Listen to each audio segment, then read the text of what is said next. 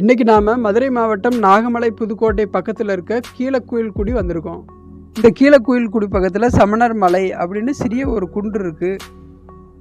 இந்த சிறிய மலையை சுற்றியும் சமணர் சிற்பங்கள், சமணர் படுக்கை, கோயில், குளம் அப்படின்னு பல விஷயங்களை நம்ம பார்க்க போகிறோம்.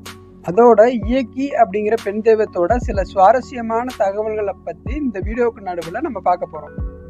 குகைக்குள்ளே போகிறதுக்கு முன்னாடி இந்த குகையோட முகட்டிலே மகாவீரர் சிற்பம் ஒன்று இருக்குது. இந்த சிற்பத்தை பார்க்கும்போது ரெண்டு பக்கம் சாமரை வீசுகிறாங்க. மேலே தேவர்கள் வந்திருக்காங்க. அரச மரத்து அடியில் இருக்காரு. இந்த 5 சிற்பங்களில் முதல்லையும் கடைசியிலையும் அமைஞ்சிருக்கிறது இயக்கிகளோட சிற்பம்.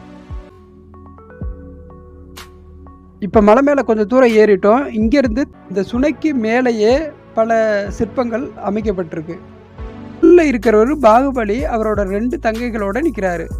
இப்போ நாம் மலை உச்சிக்கு வந்துட்டோம். இங்கே விளக்கு தூண் இருக்குது. ஓரளவு சமதளமாகவும் இருக்குது.